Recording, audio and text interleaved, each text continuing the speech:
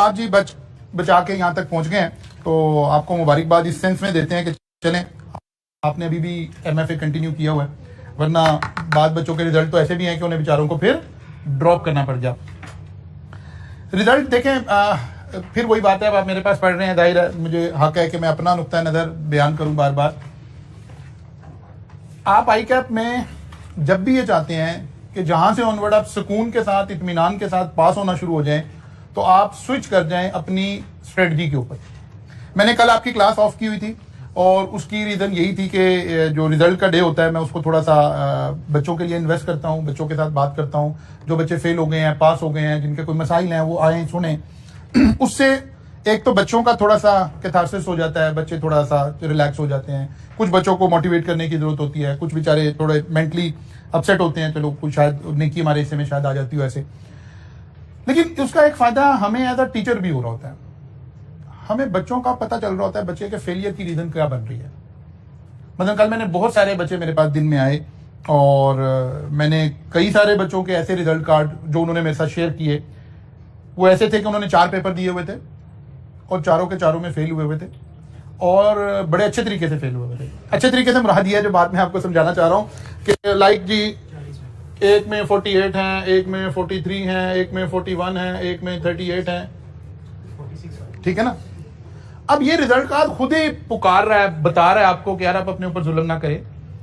अगर ये जो 38 मार्क्स जिस भी सब्जेक्ट में आपने लिए थे, अगर आप ये सब्जेक्ट ना रखते, ये 38 मार्क्स में से 2 मार्क्स यहां लेते, 7 यहां लेते, 9 यहां लेते, तो आप 3 पेपर दे रहे होते और 3 के 3 पास हो जाते।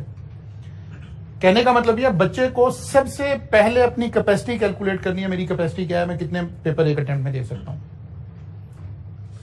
अच्छा, मैं एक अक्सर डायलॉग बोलता हूं कि जो CA है वो एक मैराथन रेस का नाम है। मैराथन रेस में इसलिए इसको कहता हूं कि मैराथन रेस में आप अपनी फुल एनर्जी से नहीं भागते हैं, बल्कि स्ट्रेटजी बना के चलते हैं कि कब मैंने भागना है, कब मैंने अपनी एनर्जी को सेव रखना है, कहां मैंने एनर्जी कंज्यूम करनी है, कहां नहीं करनी है। रिजल्ट आता है ना, बच्चा हमेशा ये सोचता है कि अच्छा मैंने 2 दिए थे। मतलब कल मैं सारा दिन बच्चों को बैठ के समझाता रहा हूं कि सर 2 दिए थे, दोनों नहीं निकले, इस दफा सोचा 4 रख लेता हूं। कमाल हो गई, 2 दिए थे, 2 नहीं निकले हैं, अब आप कह रहे मैं 4 रख लेता हूं। मतलब एक वेट लिफ्टिंग के लिए बंदा आया, उसने 200 kg वजन रखा है, नहीं उठा, उसने कहा 400 रखो, फिर मैं ये उठाऊंगा। सारे हंसेंगे ना कि यार 200 उठा नहीं है तो इसका मतलब है कम करें। आप रिजल्ट के 1-2 दिनों में जज्बाती होते हैं, बाद में नहीं होते। बस ये हफ्ता गुजरेगा तो फिर आप नॉर्मलाइज हो जाएंगे, फिर उसी बेवफा पे मरना, फिर वही जिंदगी हमारी, ठीक है ना। तो फिर वापस चले जाना है आपने। ये नहीं है कि आपने परमानेंटली इसी स्टेट में रहना है, पढ़ना पढ़ना फिर कोई नहीं है। लेकिन इन 2-3 दिनों के अंदर नहीं सर 4 रख लेंगे, ये कर लेंगे, नहीं, एक वाइज डिसीजन लेना आपने हमेशा। अपनी कैपेसिटी देखें, आइडियल सर्कमस्टांसेस में आप 3 पेपर रखकर चल रहे हो, 3। अच्छा, जैसे ये बात होती है सर 2 पेपर दिए थे नहीं निकले, सर पिछली दफा 3 दिए थे वो भी नहीं निकले। अच्छा बेटा एक काम करो, इस दफा ना 2 पेपर रखो, सर मेरी अटेम्प्ट ज्यादा हो जाएंगी, फिर वो मेरी इंडक्शन में तो नहीं मसला होगा। यानी पेपर पास नहीं हो रहा, इंडक्शन पे पहुंच गए पूरा। ग्राउंड रियलिटी में रहकर अपनी प्लानिंग करने की सोचें, ख्वाबों ख्यालों की दुनिया से थोड़ा सा बाहर आ जाएं। नंबर 2, इस फिलॉसफी पे स्विच हो जाएं, इस फिलॉसफी पे स्विच हो जाएं कि आपको पास कॉन्सेप्ट ने करवाना है, प्रैक्टिस ने नहीं करवाना। कल कितने स्टूडेंट हैं जिनका कोई R1 R2 नहीं, अकाउंटिंग टाइप का पेपर रहा या कॉस्ट जिसमें न्यूमेरिक ज्यादा इन्वॉल्व है, कि सर वो ना मैं प्रैक्टिस नहीं कर सका था, सर वो ना आखिरी महीने में मैं प्रैक्टिस। यार प्रैक्टिस से तो हमारा फेलियर और पास होना लिंक ही नहीं है। प्रैक्टिस हमें असिस्ट कर रही है, प्रैक्टिस करना एक अच्छी बात है, लेकिन प्रैक्टिस से आप पास नहीं हो सकते। पास तो उन रूल से हो रहे हैं जो आपको सिखाए जा रहे हैं, और वो एक सवाल जिसके ऊपर आप वो रूल अप्लाई करके अपने कॉन्सेप्ट को क्लैरिटी में लाते हो, बस ये रिक्वायर्ड है। इससे ओवर एंड अबव आपका पास होने के लिए रिक्वायर्ड नहीं है। अगर आप उस फिलॉसफी से, उस मसलक से आपका ताल्लुक है तो मैं कुछ कह नहीं सकता। हमने सारी जिंदगी ही जब पढ़ा, मैं कल भी बच्चों को बताता रहा, मैंने अपनी लाइफ में कोई एक सिंगल अकाउंटिंग का क्वेश्चन कभी सॉल्व नहीं किया हुआ जिंदगी में। मैं क्लास में ऐसे बैठता था बगैर कॉपी के, वो टीचर अल्लाह ताला उन्हें जज़ाए खैर दे, वो मुझे मेरी क्लास में आज कोई बैठे तो मैं ना बैठने दो, ठीक है ना। मैं फ्रंट बेंच पे बैठने वाला बच्चा था, तो कॉपी पे मैं लिखता कुछ नहीं था। टीचर ने शुरू में टोका कि यार आप लिख नहीं रहे हो।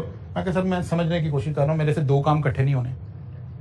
मेरा सारा फोकस सिर्फ टीचर के समझाने पे ऊपर होता था। मेरे साथ फिर वहीं CA में आकर एक दोस्त बन गए, राहिल फारूक, आजकल SNGPL में है। बल्कि उनकी मदद से हम बहुत सारे बच्चों की बाद दफ़ा SNGPL में इंडक्शन करवाते हैं। तो इसका ये मतलब नहीं आप सारे मेरे पीछे आ गए इंडक्शन के लिए, ये मतलब नहीं है। तो SNGPL में वो है राहील, उसकी आदत ये थी, वो इतना अच्छा नोटिंग करता था कि जिसका कोई हिसाब नहीं, कि अगर टीचर ने कोई लतीफ़ा भी सुनाया ना तो उसने वो भी लिख देना बीच में। मैं क्या करता था, पूरा सेशन खुद तो लिखता नहीं था, बोर्ड देखता था, सिर्फ समझने की कोशिश करता था। जब 1 महीना पहले क्लासेस ऑफ हुई तो उसकी नोटबुक को कॉपी करवा लेता था। अकाउंटिंग का क्वेश्चन हम दोनों कटे कंबाइंड स्टडी करते थे। हमने क्वेश्चन पढ़ा, क्वेश्चन डिस्कस किया, अच्छा इसमें क्या होगा, अच्छा इसमें लीज का शेड्यूल बनेगा, अच्छा ये करेंगे, अच्छा ये करेंगे, ये हम ऐसे बातें डिस्कस कर रहे हैं। फिर हमने सोल्यूशन खोला, उसको देखा, हाँ ऐसे ही हुआ है, अच्छा नहीं ये हम गलत सोच रहे थे, ऐसे नहीं ऐसे हुआ, दैट्स इट। सिर्फ एग्जाम में जाके जो क्वेश्चन सॉल्व किया है जिंदगी में मैंने वो सॉल्व किया हुआ। मैं आपको ये बात बिल्कुल ऑन ओथ कह रहा हूं। मैं ये नहीं कह रहा आप ऐसे पढ़ना शुरू कर दें, हरगिज़ हमने आते, लेकिन इस चीज से बाहर आ जाए कि आप समझते हैं कि मैं 20 सवाल सॉल्व करूंगा तो पास होऊंगा। सवाल तो एक सॉल्व करना है आपने, एक कॉन्सेप्ट का एक क्वेश्चन लेके रूल को अप्लाई करना सीखना है, सारा फोकस रूल के ऊपर लगाना है आपने। जैसे ही आप इस फिलॉसफी पे ट्रांसफर होंगे, आप एग्जाम के दिनों में आसान हो जाएंगे, इजी हो जाएंगे। इससे बाहर आए, ये ना सोचे जी मैंने प्रैक्टिस नहीं की थी इसलिए फेल हो गया। नहीं नहीं नहीं नहीं, आपने रूल नहीं सीखे थे इसलिए फेल हो गए, आपका कॉन्सेप्ट नहीं बिल्ड हुआ था इसलिए फेल हो गए। तो स्विच करें, कॉन्सेप्ट बिल्डिंग की तरफ वापस जाएं। इतनी बड़ी बड़ी R2 की किताबें बनी हुई हैं, बिल्कुल अगर मैं R2 पढ़ा रहा हूं तो इतनी सी किताब हो, एक एक सवाल हो एक टॉपिक का, दैट्स इट। जरूरत नहीं है उसके अलावा। कॉन्सेप्ट बच्चे को सिखाएं कि कॉन्सेप्ट के ऊपर कैसे वर्किंग करनी है। ये इंशाल्लाह ताला MFA के अंदर सर अदनान भी बिल्कुल इसी फिलॉसफी को फॉलो कर रहे होते हैं कि आपको प्रैक्टिस करवाएंगे। इसका ये मतलब नहीं प्रैक्टिस नहीं करवाएंगे, प्रैक्टिस बुनियाद नहीं है हमारे पास होने की। हमारे पास होने की बुनियाद वो रूल्स हैं, वो उसूल हैं, वो ज़ाब्ते हैं जो आप सीख रहे हैं कि कॉस्ट ऑफ कैपिटल कैसे निकालते हैं, कॉस्ट ऑफ डेट कैसे निकालते हैं, कॉस्ट ऑफ इक्विटी कैसे निकालते हैं। पास आपने इससे होना है। इक्विटी के सवाल आपने कितने सॉल्व किए हैं ये इतने ज्यादा मैटर नहीं करते। तो इसलिए अपनी फिलॉसफी को चेंज करें, अपनी फिलॉसफी को चेंज करें अगर आप बाइज्जत तरीके से सीए करना चाहते हैं। अच्छा जी, हमने चैप्टर 4 का आगाज करना है। चैप्टर 2 और 3 हम पढ़ चुके हैं। चैप्टर 2 में हमने पढ़ा था, क्या पढ़ा था इकोनॉमिक फैक्टर, और चैप्टर 3 में हमने क्या पढ़ा था, सोशल फैक्टर। चैप्टर 4 में ये असल में इसके बाद एक चैप्टर और आएगा और फिर चैप्टर 1 पढ़ेंगे, जरा पॉलिटिकल हालात स्टेबल हो जाए तो फिर हम चैप्टर 1 तक पहुंचेंगे, ठीक है ना। तो चैप्टर 4 में हमने पढ़ना है इंफॉर्मेशन एंड कम्युनिकेशन टेक्नोलॉजी, इसका क्या इंपैक्ट आएगा। अच्छा, इस चैप्टर में से कुछ चीजें हमें याद भी करनी पड़ेंगी कि समटाइम हम कोई छोटा मोटा थ्योरेटिकल बात भी 2-3 नंबर की एक्सपेक्ट कर सकते हैं। इस चैप्टर को आपने ICAP की बुक से जरूर पढ़ना है साथ, ठीक है ना। पिछले 2 चैप्टर में मैंने कहा था सिर्फ स्लाइड से आप गुजारा चला लेंगे, इस चैप्टर को आप ICAP की बुक से भी थोड़ा सा पढ़ेंगे क्योंकि यहां से 2-3 मार्क्स का कोई छोटा मोटा सवाल भी एक्सपेक्ट कर सकते हैं। पढ़ना क्या है इस चैप्टर में, impact of technological changes on working method, कि जो टेक्नोलॉजी में चेंजेस आ रही हैं, IT के अंदर जो चेंजेस आ रही हैं, ये हमारे वर्किंग मेथड्स पर इसका क्या इंपैक्ट पड़ रहा है। वो कहते हैं जी टेक्नोलॉजी ने आकर 2-3 हेड में हमें बड़ा ज्यादा अफेक्ट करना शुरू किया है। सबसे पहले तो उसने रिप्लेस किया है ह्यूमन बींग्स को आकर। कुछ काम, कुछ टास्क, कुछ जॉब्स ऐसी थी जहां से ह्यूमन बींग्स को उन्होंने क्या कर दिया है, रिप्लेस कर दिया है कि अब आपकी जरूरत नहीं है, ये काम कौन कर लेगा, मशीन ही कर लेगी। बड़ा चैलेंज है उस तरह के लोगों के लिए। मसलन एक बहुत बड़ा प्लाजा बन रहा था, उसमें मजदूर बेचारे सारा दिन ईंटें ऊपर ले जा रहे थे, मशीन आ गई, मशीन ने ह्यूमन बीइंग को रिप्लेस कर दिया। अब मशीन के जरिए से, क्रेन के जरिए से ब्रिक्स जो हैं वो अपनी अप्रोप्रिएट जगह पे चली जाती हैं, हमें ह्यूमन बीइंग की जरूरत नहीं रहेगी। डाटा एंट्री के लिए कितने सारे लोग थे जो डाटा एंट्री कर रहे थे। जब से बारकोड रीडर और ये सारी चीजें आई, पता चला इतनी ज्यादा टीम की जरूरत नहीं है। तो बहुत सारी जगहों पर टेक्नोलॉजी ने आकर ह्यूमन बीइंग को रिप्लेस कर दिया। Computer have replace many for many data processing, और इसी तरह की सारी चीजों की बात हो रही है। दूसरा आ गया restricted to analytical decision making. अब इंसान का इस वक्त, आज जब हम 2022 में खड़े होकर बात कर रहे हैं, तो जो ह्यूमन रोल है ना वो क्या है, एनालिटिकल रोल है। यानी हम आगे चल के इस चैप्टर में डिस्कस करेंगे कि हमारे पास 2 तरह के सर्कमस्टांसेस हैं। जब आप बिजनेस में काम कर रहे हैं ना, तो 2 तरह के, एक ऐसा डिसीजन लेना है जिसका कोई स्ट्रक्चर है। अगर तो हमें अपने टास्क का कोई स्ट्रक्चर समझ आ गया है तो फिर तो IT ने उसको फॉर्मुलेट करके मशीन से ये काम करवाना शुरू कर दिया। जिसे आज हम जरा थोड़ा और बेटर गुफ्तगू करें, चैप्टर के आखिर में जाकर ये अल्फाज इस्तेमाल होने शुरू होंगे, जिसे आज हम आर्टिफिशियल इंटेलिजेंस कह रहे हैं। लेकिन आर्टिफिशियल इंटेलिजेंस भी कहां अप्लाई हो सकती है? जहां कोई स्ट्रक्चर अवेलेबल हो। स्ट्रक्चर का क्या मतलब हो? ये हो तो ये करना है, ये हो तो ये करना है, ये हो तो ये करना है। अब इसमें भले 50 ऑप्शन हो, मशीन 1 सेकंड में, 1 नैनो सेकंड में इसमें से डिसीजन निकाल के हमें दे देगी, जहां इफ एंड बट हम लगा सकते हैं। इसको हम कहते हैं स्ट्रक्चर्ड अप्रोच। एक है नहीं, स्ट्रक्चर नहीं है, बल्कि एनालिटिकल अप्रोच है। हालात होंगे, उस वक्त हालात और वाकयात को देखकर पता चलेगा क्या करना है। यहां मशीन हमें अभी रिप्लेस नहीं कर सकती। मशीन जब ही रिप्लेस करेगी जब वो अप्रोच क्या बन जाए? स्ट्रक्चर्ड अप्रोच बन जाए। ठीक है, तो ह्यूमन बीइंग का जो मेन काम रह गया है वो क्या रह गया है? Analytical decision making. जहां भी स्ट्रक्चर्ड कोई नहीं है, बल्कि हमें देखना है, अपना अंदाजा लगाना है, अपना स्किल सेट लगाना है, अपना नॉलेज लगाना है, अपना एक्सपीरियंस लगाना है, फिर देखना है कि क्या करना है। लेकिन अगर कोई स्ट्रक्चर्ड अप्रोच है, मसलन बैंक के अंदर, आज से पुरानी 10 साल पहले की बात करें तो जब आप लोन लेने जाते थे तो बैंक का एक ऑफिसर आपको वैल्यूएट करता था, आपकी क्रेडिट वर्दीनेस कैलकुलेट करता था कि आपको कितना लोन दिया जा सकता है। लेकिन वो जो ये काम कर रहा था ना, वो क्या पूछता था आपसे? आपकी सैलरी कितने हैं, आपके एसेट्स क्या हैं, आपकी फलां चीज क्या है, आप रहते कहाँ हैं, आप फलां क्या है, फलां क्या है। बैकएंड पे बैंक ने उसे समझाया हुआ था, अगर इतनी सैलरी है तो इसको इससे मल्टीप्लाई करो तो इसकी लोन की लिमिट निकल आएगी, इसके पास इतने एसेट हैं तो इसका इतने % लोन। ये स्ट्रक्चर्ड अप्रोच थी। आज आप बैंक की वेबसाइट पे जाएं, अपना डाटा फिल करें, वो आपको बता देगा आपको इतना लोन मिल सकता है। बिकॉज जब भी हम कोई स्ट्रक्चर्ड अप्रोच लगा सकते हो तो वो डिसीजन खुद ब खुद आज मशीन ले लेगी, जिसे हम आजकल क्या कह रहे हैं? आर्टिफिशियल इंटेलिजेंस के। अच्छा जी, फिर आ गया जी तीसरा, आर्टिफिशियल इंटेलिजेंस। इन 3 जगहों के ऊपर हमारा मेन काम आया।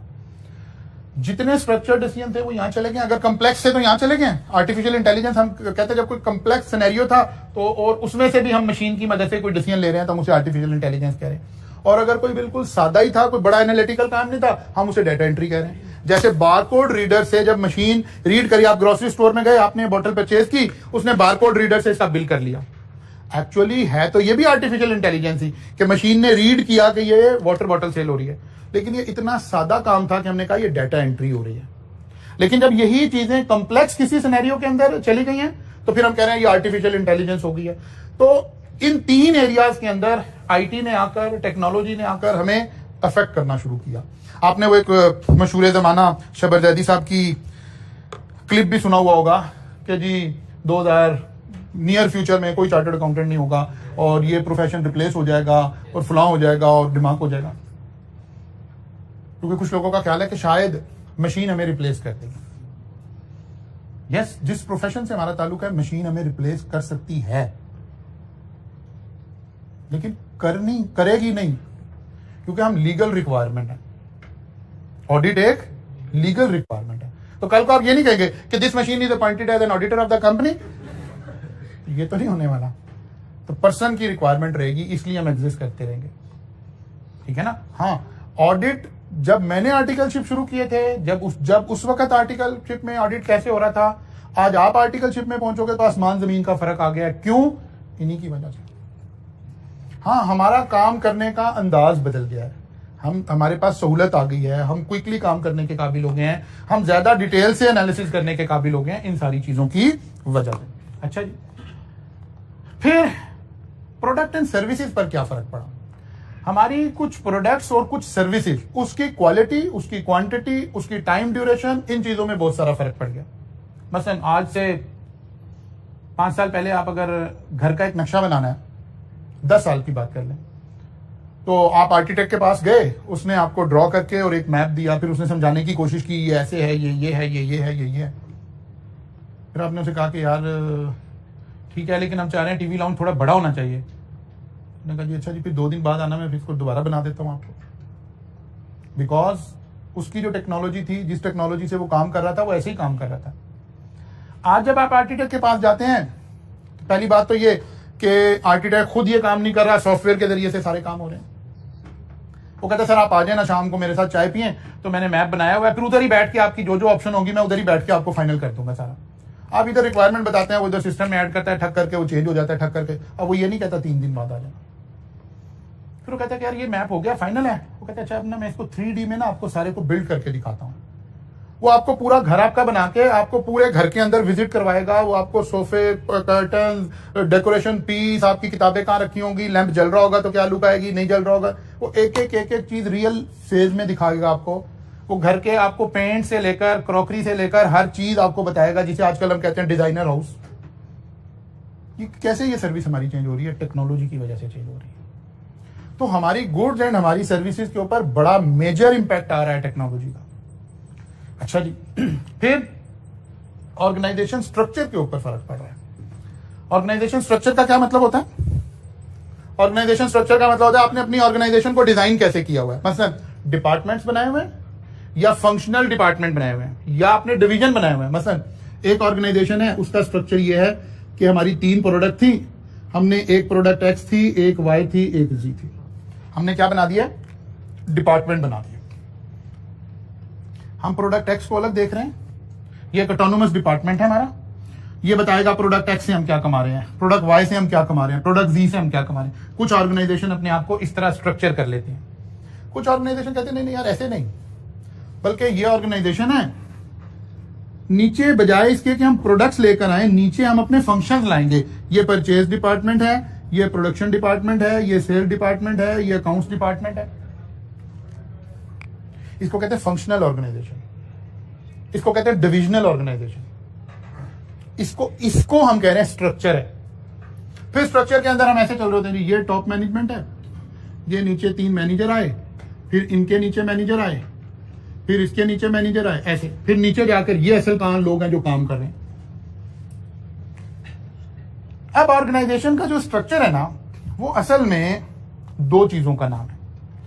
नॉर्मली जनरली टॉप मैनेजमेंट कुछ डिसीजंस ले रही है लॉन्ग टर्म, जो अपने सबॉर्डिनेट्स को बुलाकर कम्युनिकेट करती है, वो अपने सबॉर्डिनेट, वो अपने असल काम कौन कर रहे हैं? ये लोग कर रहे हैं। डिसीजन कौन ले रहा है? ये लोग क्या कर रहे हैं? बीच में कम्युनिकेट कर रहे हैं, मैनेज कर रहे हैं। वो कहते हैं सबसे ज्यादा खतरे में इनकी जॉब है। जैसे ही आईटी आएगी, जितनी आईटी आती चली जाएगी, आपका ऑर्गेनाइजेशन स्ट्रक्चर चेंज होता जाएगा। अभी हम इसे अगली स्लाइड में भी बात करेंगे, मैं कलेक्टिवली एक्सप्लेन कर रहा हूं चीजें आपको। इसको हम कहते हैं लेयर्स ऑफ द ऑर्गेनाइजेशन। ठीक है, कुछ ऑर्गेनाइजेशन उसमें एक लेयर, दूसरी लेयर, तीसरी, हम टॉल ऑर्गेनाइजेशन कहते हैं। कुछ ऑर्गेनाइजेशन है उसमें नहीं, बस एक सीईओ है या ऑनर है और नीचे सब बाकी वर्कर हैं, उसे हम कहते हैं फ्लैट ऑर्गेनाइजेशन, टॉल ऑर्गेनाइजेशन। जब आईटी आना शुरू हुई तो वो जो चीजें मैनेज करनी थी ना, मसलन परचेज मैनेजर, इसका काम क्या है? क्या करे? परचेजेस को मैनेज रखे, ठीक है ना, कोऑर्डिनेट करे किसके साथ? स्टोर के साथ। स्टोर में आपने कॉस्ट अकाउंटिंग के अंदर पढ़ा था, रीऑर्डर लेवल, ठीक है ना, reorder quantity, maximum level, minimum level. अब ये सब चीजें क्या है? स्ट्रक्चर्ड। स्ट्रक्चर का मतलब है बड़ा काम खराब है, ये तो मशीन में हमने सॉफ्टवेयर बना के वहां डाल देनी है चीजें। तो वो जो परचेज मैनेजर था, जो ये सारी चीजों के साथ कोऑर्डिनेट कर रहा था, इसकी तो जरूरत खत्म हो जाएगी। जैसे ही ईआरपी सॉल्यूशंस आने शुरू हुए, ये क्या कर रहे थे? ये ऑर्गेनाइजेशन के हर डिपार्टमेंट को इंटरलिंक कर दिया था इन्होंने कहा यार, जैसे ही इन्वेंट्री लेवल इससे नीचे जाएगा, सप्लायर आपने पहले से आइडेंटिफाई किए हुए हैं, सिस्टम खुद ही मेल करके ऑर्डर प्लेस कर देगा। मैनेजर काहे के लिए रखना है भाई? इसका मतलब है आईटी का एक इंपैक्ट ये भी आने जा रहा है कि हमारी ऑर्गेनाइजेशन का स्ट्रक्चर चेंज होगा। हमारी ऑर्गेनाइजेशन में ये जो लेयर्स बनी हुई हैं, ये रिड्यूस हो जाएंगी। जो लोग विजनरी होंगे उनकी ऑर्गेनाइजेशन में बस 2 लेयर रह जाएंगी, ये लोग और ये लोग। ये थ्रू सिस्टम कम्युनिकेट कर लिया करेंगे। इन सारे लोगों की जरूरत नहीं, ये काम तो कुछ नहीं करते।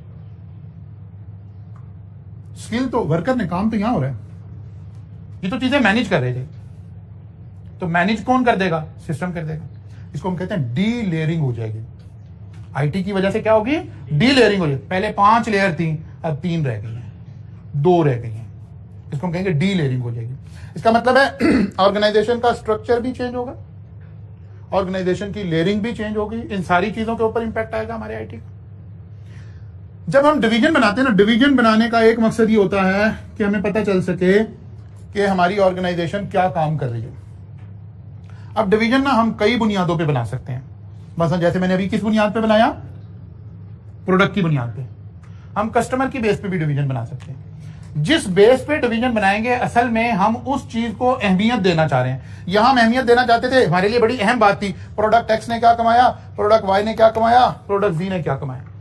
ये बात हमारे लिए इंपॉर्टेंट थी। हमने डिवीजन की बुनियाद प्रोडक्ट्स रख ली। वो कहते नहीं यार, हमें डिवीजन की बुनियाद ना प्रोडक्ट नहीं, KNN कहता है कि नहीं, मुझे प्रोडक्ट नहीं, मुझे कस्टमर की बुनियाद पे डिवीजन बनाने हैं। KNN अपनी प्रोडक्ट दो तरह के लोगों को सेल करता है। एक वो कहता है डोमेस्टिक कस्टमर है मेरे, आप में हम, हमारे घरों में जो KNN की प्रोडक्ट इस्तेमाल हो रही। फिर वो कहते हैं मेरे कमर्शियल कस्टमर है, KFC को, पिज्जा हट को, इन्हें जो चिकन जा रहा है, इन्हें जो जिंगर की चीजें जा रही हैं। वो कहते हैं मैं देखना चाहता हूं मैं घर वाले कस्टमर से क्या कमा रहा हूं और कमर्शियल से क्या कमा रहा हूं। अब इसने डिवीजन किस बुनियाद पे बना दिया, कस्टमर की बेस पर, बाद दफा ज्योग्राफी की बेस पर। मैं लाहौर से क्या कमा रहा हूं, साहिवाल से क्या कमा रहा हूं, सरगोदा से क्या कमा रहा हूं। ट्रेडिशनली हम इनमें से कोई एक बेस निकालते थे, या ऑर्गेनाइजेशन ऐसे बना लेते थे या ऐसे बना लेते थे। लेकिन आज हमारा सॉफ्टवेयर क्या करता है, वो जिस वक्त मैं जिस तरह देखना चाहता हूं वही ड्रॉप डाउन से सिलेक्ट करता हूं। उसे कहता है मुझे तुम ना प्रोडक्ट वाइज बताओ, तो बताता है भाई आपने सीख कबाब में ये कमाया है, आपने हॉट शॉट में ये कमाया है, आपने चपली कबाब में ये कमाया है। हर एक की कॉस्टिंग अलग अलग दिखाना शुरू करता है। तो कहता नहीं यार मुझे बताओ लाहौर में क्या सूरत हाल है। वो कहता जी लाहौर ऐसे है, फैसलाबाद ऐसे है, मुल्तान ऐसे है। सारा ऑर्गेनाइजेशन का जो स्ट्रक्चर है वो बिल्कुल फ्लेक्सिबल होना शुरू हो गया। बिकॉज अब हमें काम कुछ नहीं करना, एक मर्तबा सॉफ्टवेयर में चीजें डली तो सारा कुछ हमारे कंट्रोल में आ गया। इसका मतलब है ऑर्गेनाइजेशन के जो स्ट्रक्चर हैं ये बड़े एट स्टेक हैं हमारे इस वक्त। अच्छा जी, तो यही वो आ रहा है। वो कह रहे जब ये स्ट्रक्चर में जब चेंज आ रही है तो इसके इंपैक्ट कहां आ रहे हैं। वो कह रहे सबसे पहले डाउन साइजिंग पर आ रहे हैं। डाउन साइजिंग का क्या मतलब है, डाउन साइजिंग का क्या मतलब है, downsizing means reduction in size of business organisation. जो काम पहले 20 लोग कर रहे थे अब 2 लोग कर रहे हैं, डाउन साइजिंग। अच्छा, डाउन साइजिंग का ये मतलब नहीं हमने काम कम नहीं कर दिए, अफराद कम हो गए हैं, ठीक है ना, अफराद कम हो गए हैं, मशीन ने उसकी जगह ले ली है। अब काम मशीन के जरिए हो रहे हैं, मशीन ने उसको टेकअप कर लिया, डाउन साइजिंग हम इसे कह रहे हैं। फिर डीलेयरिंग, डीलेयरिंग मैंने अभी आपको समझाई है कि लेयर्स रिड्यूस हो गए, बीच वाले लोग निकल गए, यार इसकी क्या जरूरत है, ये बंदा क्या काम कर रहा है, कुछ नहीं कर रहा, ये तो सिस्टम ही कर लेगा जी। ये पहले जी ऑर्डर देखता था, फिर ऑर्डर प्लेस करता था, फिर उसको ओके करवाता था। कहते हैं ये सारा काम तो सिस्टम ऑटो पे कर लेगा, इसने क्या करना है। जब ऑर्डर डिलीवर हो जाएगा तो बैंक को हमने इंस्ट्रक्शन दे दी, बैंक उसकी पेमेंट भी रिलीज कर देगा। कहते हैं यहाँ तो कोई ह्यूमन बीइंग की जरूरत ही कोई नहीं है। तो डीलेयरिंग होना शुरू हो गई, फिर डाउन साइजिंग होना शुरू हो गई। बैंक्स के अंदर हमें कैशियर की जरूरत थी, हमें ज्यादा स्टाफ की जरूरत थी, हमने ATM मशीन लगा ली। अब हमारा लोड रिड्यूस हो गया।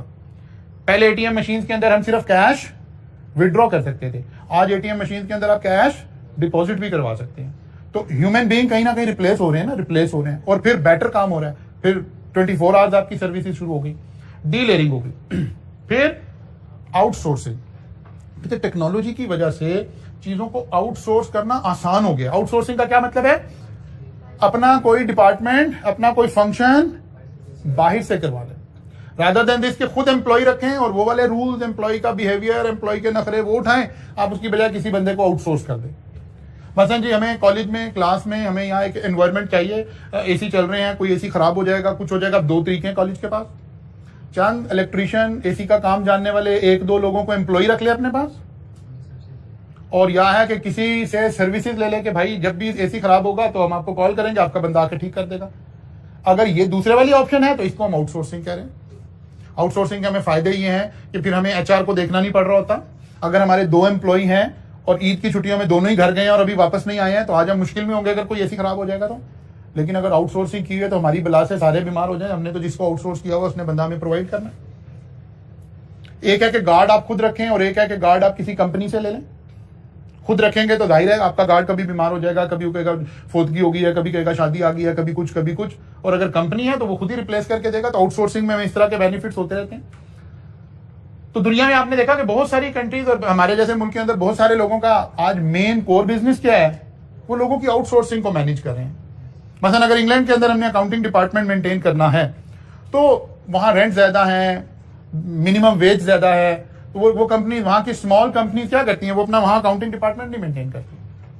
हमारी जो छोटी ऑडिट फर्म्स हैं, हमारे जो इंडिविजुअल्स हैं, वो बहुत सारा काम कहां से पकड़ रहे हैं, इंग्लैंड से, अमेरिका से। वो क्या करते हैं, वो वहां से आपको डाटा यहाँ भेज देते हैं, आप यहाँ से मैनेज करके उनको चीजें, उनकी बुक कीपिंग यहाँ से हो रही है, उनकी बहुत सारी डिसीजन मेकिंग यहाँ से हो रही है, बिकॉज वहां उन्हें बहुत ज्यादा कॉस्ट करेगा। तो ऐसे टेक्नोलॉजी की वजह से आउटसोर्सिंग बहुत कॉमन हो गई है, और जिसको आज आप इसी कोई फ्रीलांसिंग भी कह रहे होते हैं ना, फ्रीलांसिंग का सारा बिजनेस क्यों हो रहा है? आउटसोर्सिंग की वजह से हो रहा है। अच्छा जी, फिर आ गया जी रीस्ट्रक्चरिंग। रीस्ट्रक्चरिंग मैंने आपको समझा दिया कि रीस्ट्रक्चरिंग में दो अल्फाज और इस्तेमाल हम कर लें, इन्हें थोड़ा डिटेल में चले जाएं। Horizontal restructuring and vertical restructuring. Horizontal restructuring का क्या मतलब होता है कि अगर हम ऐसे, एक बंदा था, ये हमारा एक, इसके नीचे 5 लोग थे, ज्यादा लोग, 6 लोग। हमने रिस्ट्रक्चरिंग क्या की, इन लोगों को कुछ जॉब एक्स्ट्रा एलोकेट की, एक बंदा फारिग कर दिया, एक बंदा यहां से फारिग कर दिया। रिस्ट्रक्चरिंग हुई है, लेकिन कैसे? और अगर हमने इस रुख रिस्ट्रक्चरिंग किया, ये लेयर ही बीच में से निकाल दें, तो फिर ये क्या हो रही है? वर्टिकल। तो रिस्ट्रक्चरिंग आपकी हॉरिजेंटल भी हो सकती है और रिस्ट्रक्चरिंग आपकी वर्टिकल भी हो सकती है। अच्छा जी, impact of technological change. Virtual company, वो कहते हैं जनाब टेक्नोलॉजिकल चेंज ने एक और काम, एक लफ्ज और हमें नया मिल गया, वो क्या है? वर्चुअल कंपनी या वर्चुअल ऑर्गेनाइजेशन। जब हम लफ्ज वर्चुअल बोल रहे होते हैं तो इसका मतलब क्या है? नॉर्मली जनरली हम क्या कहते हैं? इसकी फिजिकल एग्जिस्टेंस कोई नहीं है, ये एक वर्चुअल ऑर्गेनाइजेशन है, इसका कहीं हेड ऑफिस नहीं है, कहीं फिजिकल जगह कोई नहीं है, ये लोग अपने अपने घरों में बैठकर आपको सर्विसेज प्रोवाइड कर रहे हैं। या इसका एक दूसरा मीनिंग ये है कि हो सकता है ये कहीं फिजिकल बैठ रहे हो, लेकिन आपको फिजिकली नहीं मिलना चाहते,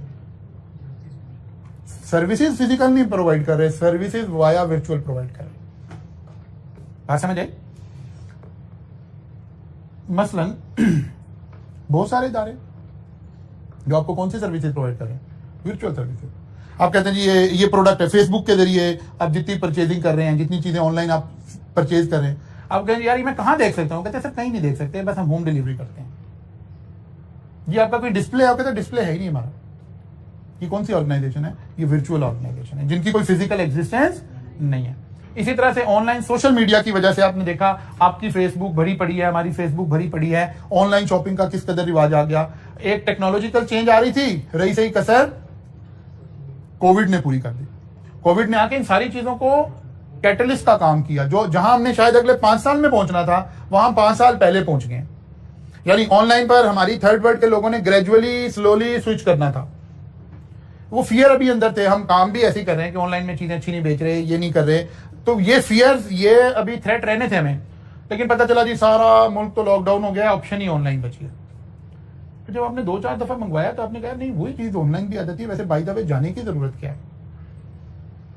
जिन कंट्रीज में लोग यूज टू हो चुके थे वो इससे पहले भी ऐसे ही करते थे। वो कहते थे मतलब एक मोबाइल परचेज करना है तो मैंने शॉप पे क्यों जाना है? बाय द वे आप दुबई में चले गए तो आपने कोई मोबाइल, कोई इस तरह की पेट चीज परचेज करनी है, वो बिल्कुल जाना पसंद नहीं करते, ऑनलाइन ऑर्डर करें अभी आधे घंटे। अच्छा, वहां इतना ऑनलाइन का रिवाज है कि आपको फिजिकल से ज्यादा चीज जल्दी ऑनलाइन मिल जाती है। कंपनीज को पता है, वो पैटर्न अपना डाटा भी, यहां भी बिग डाटा ये आ गया लफ्ज़ कि अपने डाटा से एनालिसिस करते रहती है कंपनी, यार किस तरह की चीजें ज्यादा बिक रही हैं। तो जो उनकी डिलीवरी वैन है ना, फर्ज किया जी एक मोबाइल लॉन्च हुआ, वो मोबाइल उन्होंने देखा बड़ा हॉट प्रोडक्ट है, और कहा डिलीवरी वैन में 20 मोबाइल रख दें। ऑर्डर आया, डिलीवरी वैन देखी गार्डन टाउन में, और कहा ये ऑर्डर आया, ये भी डिलीवर कर दो। पता लगा अभी आपने ऑर्डर दिया, 10 मिनट बाद चीज भी डिलीवर हो गई, क्योंकि आप अपने डाटा के एनालिसिस से अपनी चीजों से ट्रेंड निकालते जा रहे हैं, चीजें देखते जा रहे हैं। ये सारे इंपैक्ट कहां से आ रहे हैं? ये सारे टेक्नोलॉजिकल चेंजेस हैं। बिग डाटा सबसे बड़ा काम आज हम क्या कर रहे हैं? हम अपने डाटा का एनालिसिस कर करके वहां से ट्रेंड्स निकाल रहे हैं, वहां से चीजें सॉर्ट आउट कर रहे हैं, नए मीनिंग दे रहे हैं अपने कस्टमर को, अपनी चीजों को, अपनी बाकी सारी चीजों को। फॉर नथिंग हम अपने डाटा को एनालिसिस करके उसमें से कुछ मीनिंगफुल इंफॉर्मेशन निकालते हैं कि अच्छा यार ये चीज और इस चीज का बजाहिर कोई लिंक नहीं नजर आ रहा, लेकिन कस्टमर का पैटर्न बता रहा है कि ये दो चीजें जब भी बिक रही हैं इकट्ठी बिक रही हैं। तो ग्रोसरी स्टोर ने क्या किया, हालांकि वो नॉर्मली तो एक तरह की चीजें एक रैक पे रखी होती है ना, लेकिन बिग डाटा से हमने एनालिसिस किया कि नहीं यार जो कस्टमर फलां चीज खरीदता है वो ये भी जरूर खरीद रहा है, तो क्या फिर इनके रैक करीब कर दें, उसकी सेल कई गुना बढ़ गई क्योंकि कस्टमर को सहूलत मिल गई। तो हम अपने डाटा के एनालिसिस से, हम इन सारी चीजों से, हमें बेतहाशा हमारे जो बिजनेसेस हैं उनको चैलेंजेस दरपेश हैं। लर्निंग आउटकम 1 आपका कंप्लीट हो गया है चैप्टर नंबर 4 में से। इस चैप्टर को आपने आई कैप की बुक से भी पढ़ना है, क्योंकि यहां हम एक्सपेक्ट करते हैं कि कोई इस तरह के सवाल भी आ सकते हैं कि जनाब डी लेयरिंग का क्या मतलब है, तो आपको 2 लाइनें लिखनी भी पड़ सकती हैं, ठीक है ना। तो इस चैप्टर को आप साथ साथ, अगरचे मैंने यहां लिख दिया है वो सारा कुछ, लेकिन फिर भी मैं रिकमेंड यही करूंगा कि आप साथ साथ थोड़ा सा इस चैप्टर को बुक भी ओपन करेंगे और वहां से चलेंगे। कल इंशाल्लाह ताला यहां से फर्दर आगे चलेंगे इंशाल्लाह।